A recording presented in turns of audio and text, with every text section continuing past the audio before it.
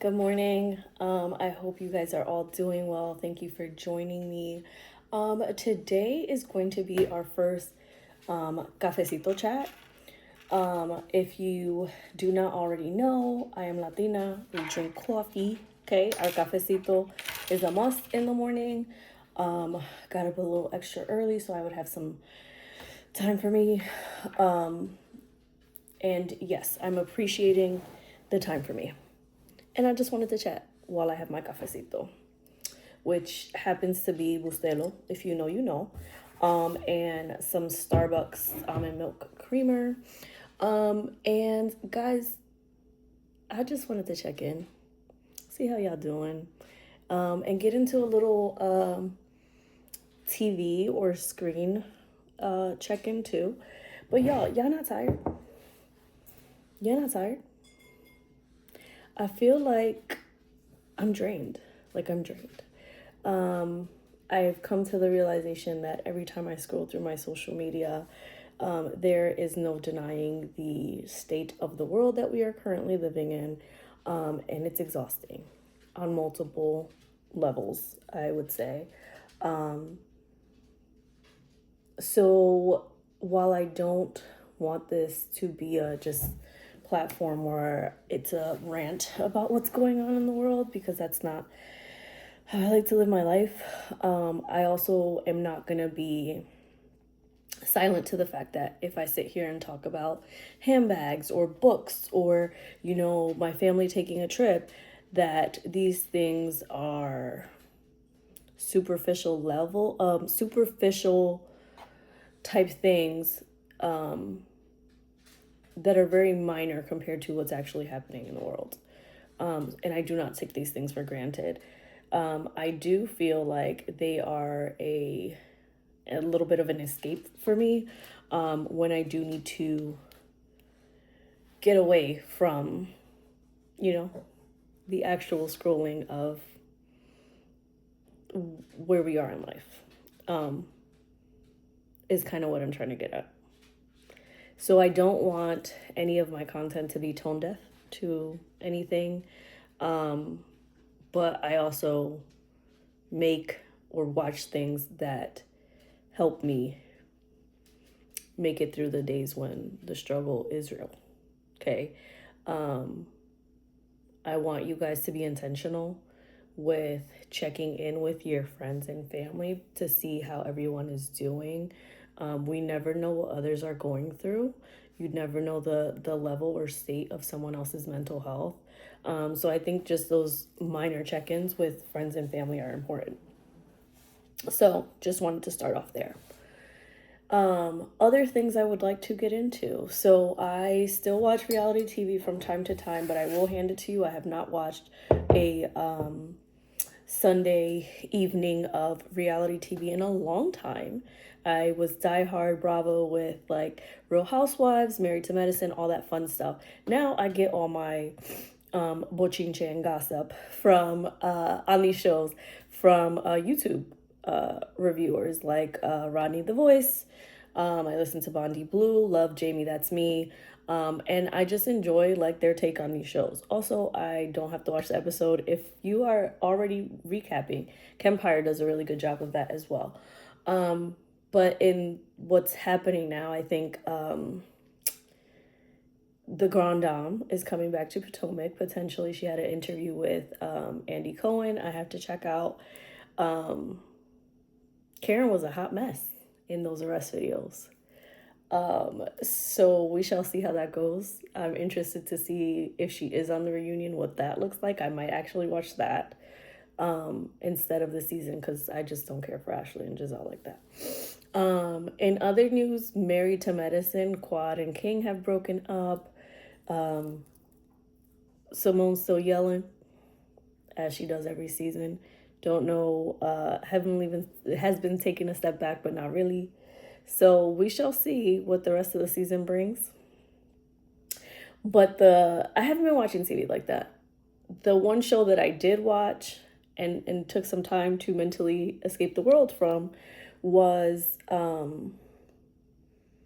Bridgerton, and we will dive into that. However, prior to that, we went to go see Avatar, um, Fire and Ash, recently, and that movie had me in all my feels. If you've ever seen any of the Avatar movies, you know that they're very they have a lot of undertones as to what is actually happening in the movie versus like real life things.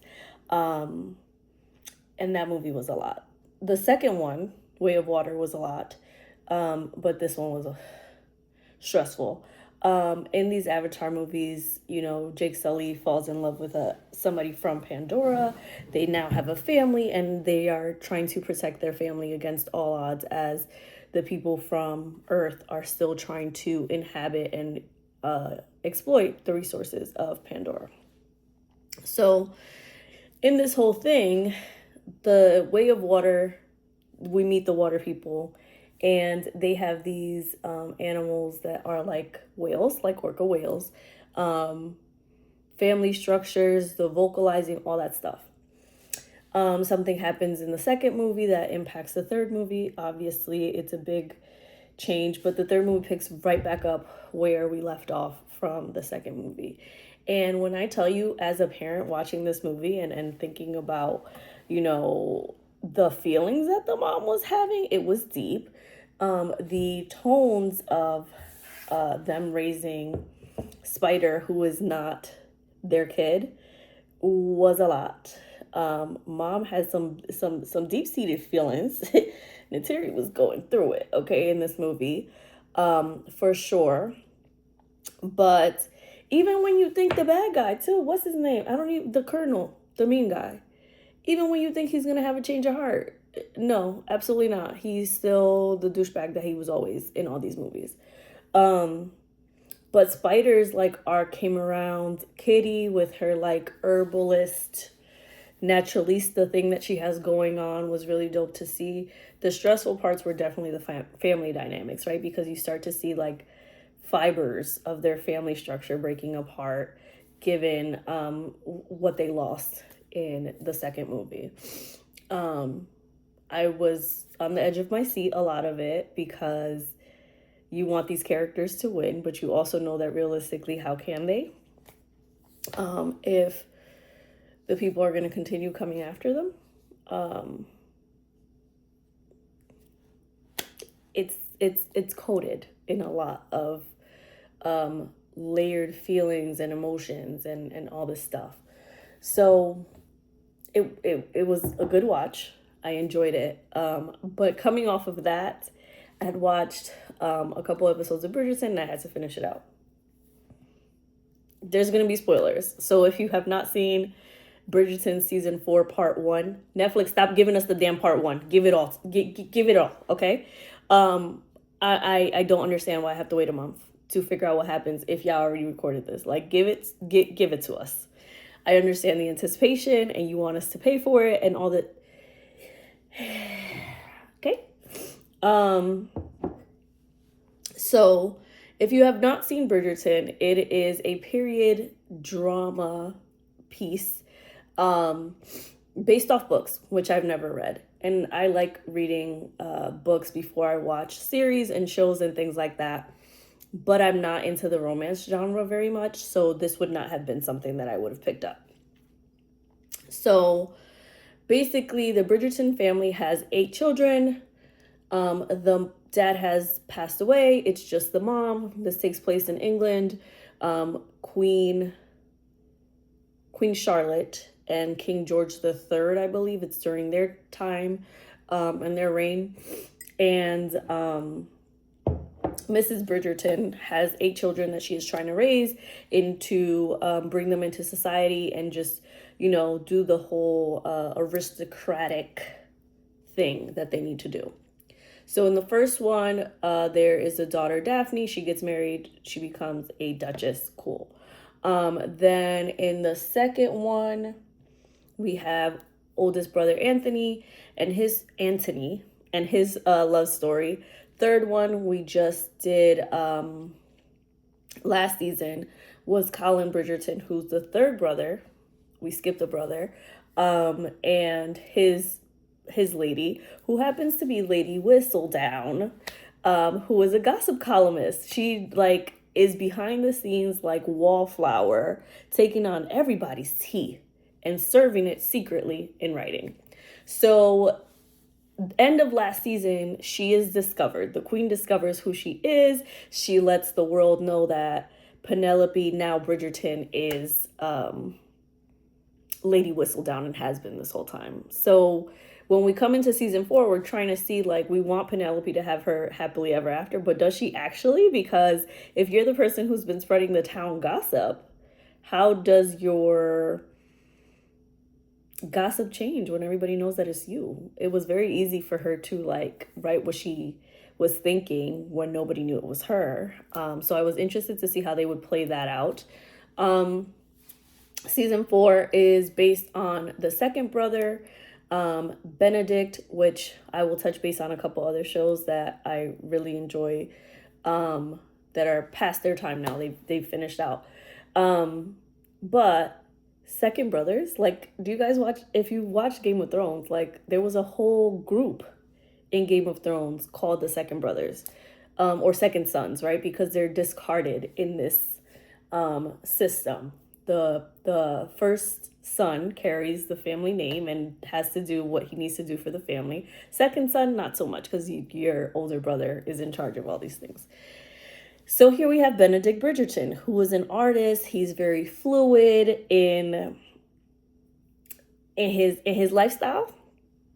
And he just does not seem to want to settle down. Along with his sister Eloise, who is, I think she's like the fourth daughter or third daughter. She doesn't really want to settle down either. She's all over the place. And she's ready to be a spinster in this season. And we're like, we know that's not how this story is going to end up for you, but we'll see what happens and how we get there. But this season, Benedict is like, okay, mom, like, we'll see. His mom is dead set on setting him up with somebody and getting him married off. So she throws a masquerade ball. And in walks this girl named Sophie. We don't know her. She's just getting introduced. Everybody's wearing their little masquerade mask up here. And her and Benedict interact and they have a moment. And she doesn't know who he is, which already is compelling to him, because how don't you know who I am? If you're a girl in society, everybody knows the Bridgerton family, and is trying to marry the son. So to him, it was like, you don't know me? You're not really sweating me? Oh my God, I actually like that. So Sophie is kind of like, yeah, sure, but not really off him, essentially. So they end up like having a brief kiss. I want to say, is this episode 2? I don't even know which episode this in, but they have a brief kiss. He does not know her name. He does not know who she is. It's very Cinderella story like. He kept her glove. She had gloves on. He kept one of the gloves. She has to get back. And at the end, I think this is the first episode maybe. At the end of the episode, we find out that Sophie's actually a maid in another house. And if you know about the class systems in these periods, Benedict would never be able to be with her because she is a servant, essentially. So we then move on to other characters in the show, like Agatha Danbury, who, if you have not watched from... what is it? Queen Charlotte, that like spinoff. I kind of want to rewatch it because Queen Charlotte was so good. It gave us the backstory of Queen Charlotte and King George when they actually met and how their relationship started and has grown over the years. Agatha is in that show as well. It shows her background and how she got to be Lady Danbury. So she is like the queen's right-hand girl. Like, that is her bestie. They play chess together. She is the queen's entertainment type of vibe. It is just, they have that dynamic. However, Agatha, now I want to say she's like in her 60s. They don't talk about age too much on the show, but I want to say she's in her 60s. She's not originally from London. And she tells the queen, like, hey, I want to take a step back. Like, I don't want to be in charge of helping you put these couples together anymore. I want to go back home. And the queen said, absolutely not. You got one job. You got one job in life, and that's to be my best friend. You're supposed to be my ride or die. You're supposed to be right here, okay? So Agatha is trying to figure out who she can work in with the queen to fill her shoes so she can go and live the rest of her life. She has grown children at this point. Her husband has passed. It's just her. She's trying to retire and travel, and we are not mad at that at all. She has served her time. For the queen, there's a scene between the two of them. And baby, if you have a bestie and you've been through some shit and they've seen you through some shit, and then they tell you, "Oh, I gotta go. Like I'm moving. I'm gonna come back and visit," which has been it's been my dynamic, y'all. Like when I had to relocate and leave all my friends, it hits hard. It really does. Because there is a scene in the show where the queen we see her step out of Queen Charlotte, and she is just Charlotte, like Agatha's friend, and is essentially like, "I'm sorry. I told you you cannot leave," selfishly, essentially. "But what am I going to do without you?" And how many of us have been in a place with our friendships or relationships that somebody has to move away for a job, for their marriage, for whatever reason, and we are sitting here like, how am I going to deal with this, right? Yes, I want you to progress. Yes, I want you to move forward and do things. But where does that put us? How am I supposed to pick up the pieces of certain things when you're not there? And for the queen, or Charlotte in this case, it was very much, what am I going to do when he dies and you're not here? And I was in my feelings. I was in my feelings because it was a very real moment for the two of them. And if you've seen Queen Charlotte, you know her love for George. Oh, it was chef's kiss. Loved it. Then as we're progressing, you have Francesca, who's one of the other Bridgerton daughters. She got married last season. We had 2 weddings last season instead of the one. So Mrs. Bridgerton got 2 kids out the house. Okay. But she is married. She had moved away to, I want to say Ireland or Scotland, one of the two. And they came back to visit. And then her husband's like, "Oh, I noticed that you didn't really like it there, or you had issues with my cousin. I think we should stay at our house here for a while." And she was like, "Oh my God, I would love that, blah, blah." They stay together. They have intimacy issues, okay? The girl has not reached what they keep calling a pinnacle. She has not gotten an O. She doesn't know what that is. Now she's going around asking her mom and her sister-in-law, Penelope, "What does this mean? How do I get it? Because they didn't have open conversations with their husbands back in the day like that. No, absolutely not. No one says anything." So she is awkwardly trying to have these conversations and figure out how to best do this, because she has been faking this whole time since she's been married, and it's hilarious. So we'll see what happens with that character, because his cousin comes to visit towards the end, and I don't know what their dynamic is going to be. From things I've seen online, it might be a queer relationship there. I'm interested to see how that's going to play out since she has a whole husband. Again, have not read the books. I don't know if that is in the context of the books or this is something that's just written for the show. So we shall see how it plays out. I will tell you, the cousin is a baddie, okay? She's very pretty. And Francesca just seems really uncomfortable, weird around her. So I don't know what's going to happen there. But we'll see. So we move forward, and now we're up to episode 4. Benedict has been on the search for this girl. However, they run into each other. He don't know it's her, which also, how y'all don't know that it's these people? They literally had a mask just covering it right here. Okay, so now he has enlisted his mom to help him find said Cinderella girl from the masquerade ball. Not knowing that it's Sophie, who he's interacted with a couple of times. He saved Sophie from a bad situation.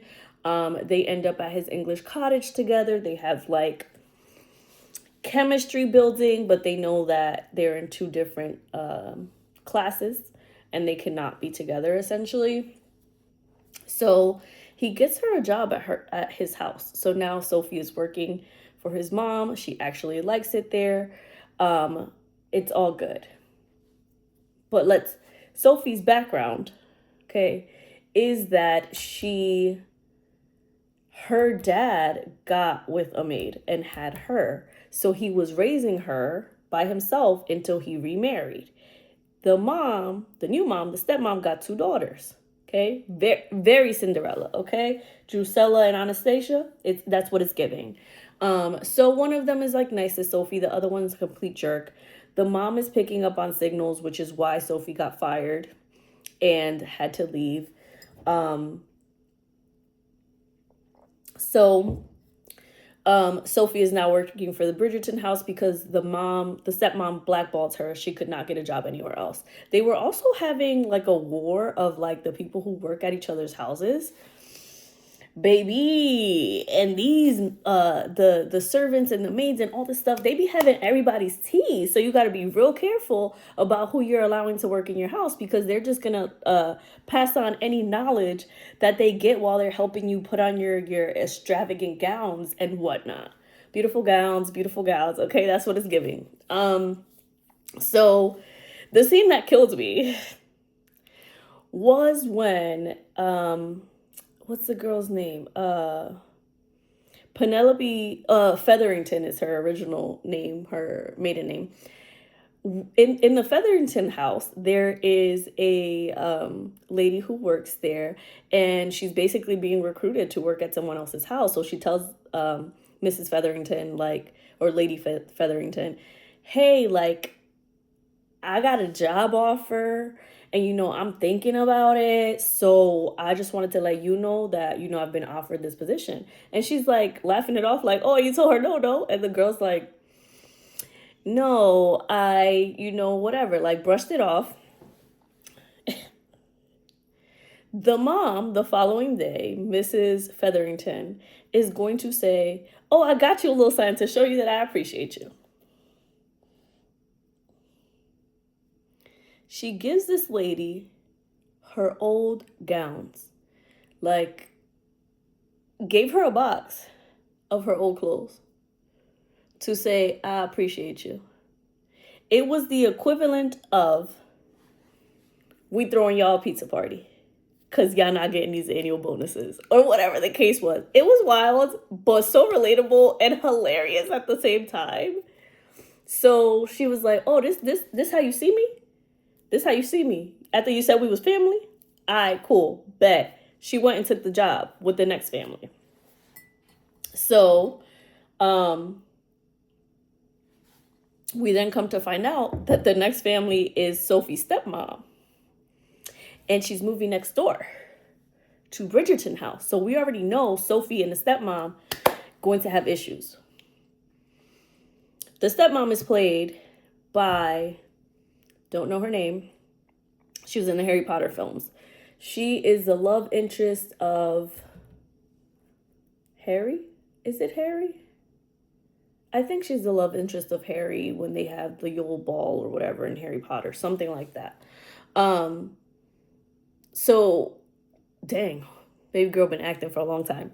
But, yeah, so the wildest thing, a lot of wild things happen in episode 4. But one of the wild things that happens, Bridgerton, Benedict got some nerve. Y'all, because why? Why would that be okay? So he runs into Sophie accidentally as he's actually looking for her, because he has realized that he can't stop thinking about this girl. He's in love with her, blah, blah. Come to find out, they are making out. They are getting hot and heavy in the hallway. He is whispering to her that she should have the life that she deserves and all these things. And my girl is getting her hopes up. She's getting her hopes up.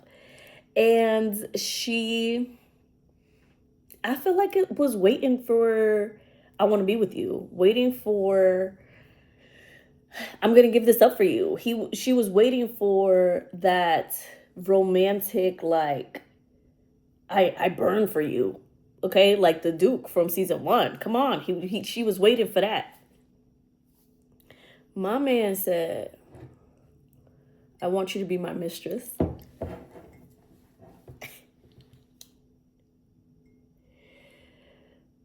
Benedict Bridgerton, are you okay? Your mistress? You want her to be your side piece? You don't even got a main piece, and you want her to be your side piece.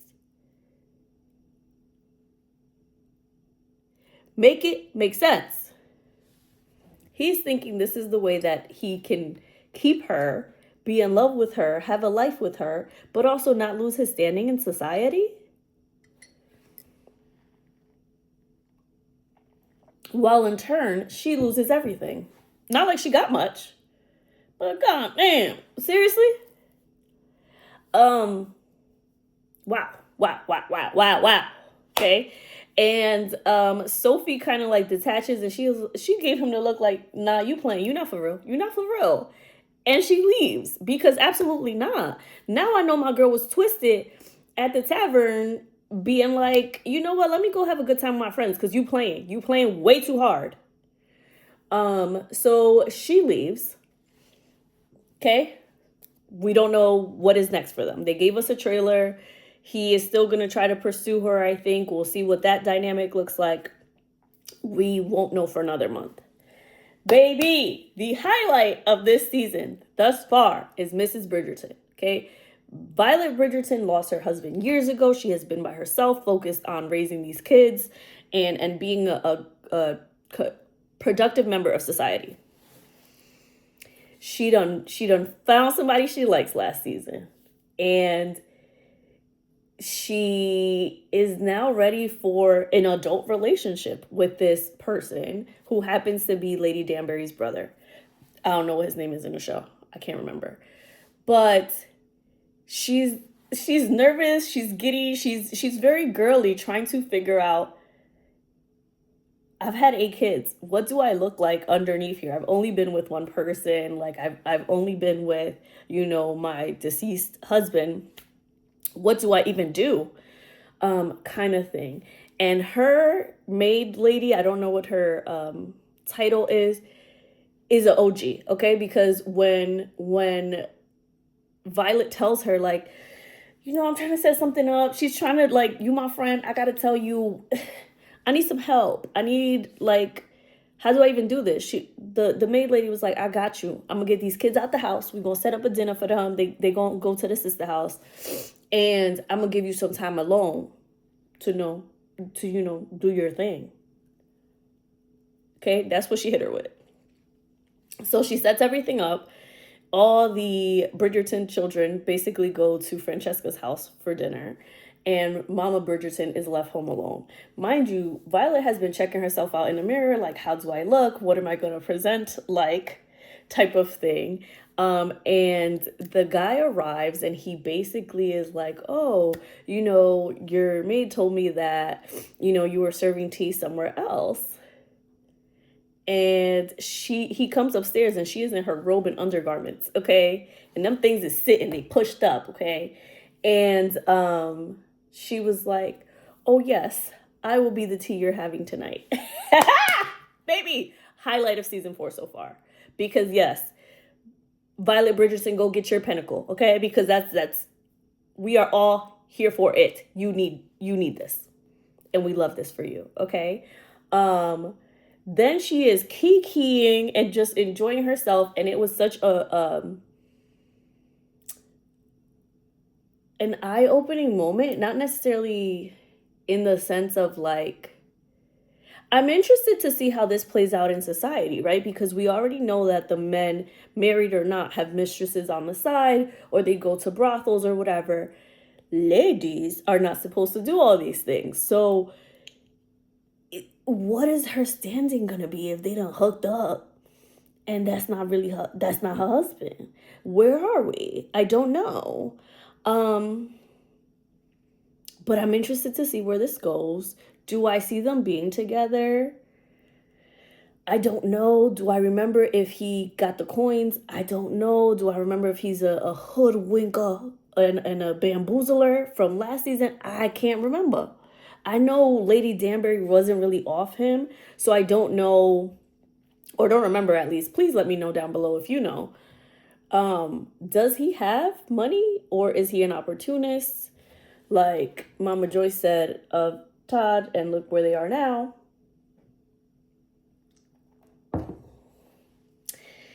But anyway, Bridgerton part 1 was really good. Thoroughly enjoyed it, okay? Definitely give it a 9 out of 10. And they not getting a 10 out of 10 because Benedict is playing with us. I'm excited to see what the rest of the season is going to bring. Now, if you need something to watch before Bridgerton comes back, I put my friend Shanti on. Shout out to you, Shanti, for watching. And she thoroughly enjoyed it, and I might have to do some reviews of this show too. Babyyy, Gilded Age on HBO. It is another period piece, and I've discovered that about myself. Thoroughly enjoyed me some Gilded Age. Gilded Age takes place in like New York City when things are starting to be developed, like the railroad system. I want to say it's like in the 1800s. I don't really know the actual timing of it, but I started watching. They're on season 3 now, I want to say. And we should be getting season 4 this year at some point. But again, classist family structures in this show. Old money does not bang with new money.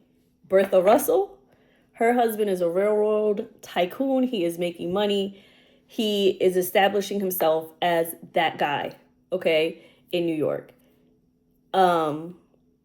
Agnes, what's Agnes' last name? Can't remember right now. But Agnes and her sister, which Agnes is played by Christine. I don't know. I can't remember her last name right now. She plays Martha Mayhew in How the Grinch Stole Christmas. She's been in so many movies. She's such a great actress. Love her. Cynthia Nixon plays her sister on the show. But yes, their family does not bang with new money. Bertha Russell is trying to make her way in society. Society's not really playing her because this is her standing. So the show is really drama, comedy type of thing with Bertha's ambition and her growth in trying to make it in society is going to be a big point. Agnes breaking her ways and stopping her old-fashionedness in certain ways and having to figure things out. There's also the layer of there are Black characters on this show who are free slaves making a way for themselves in Brooklyn. And I love that about this show. The diversity piece is top tier. So we see those racial dynamics play a role in this show heavy as well. It is just really good. So if you need something to watch, like I said, I think there's like 10 episodes per season or something. I think we're on season 3. Just a really good watch. If you like something a little bit more edgy, I don't know if it's still on, Serpent Queen on Stars.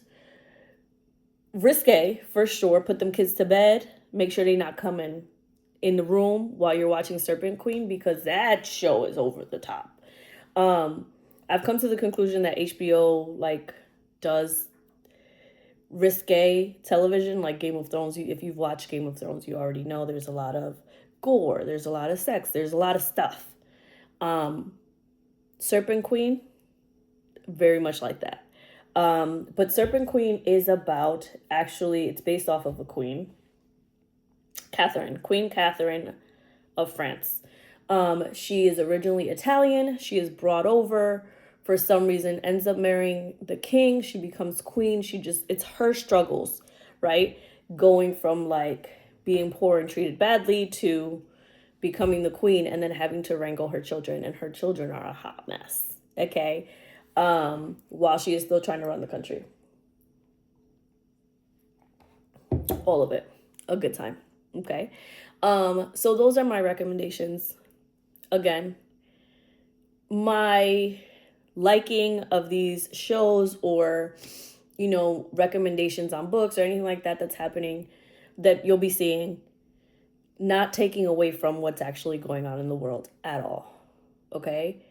It is a getaway from what is mentally. Sometimes we do need that.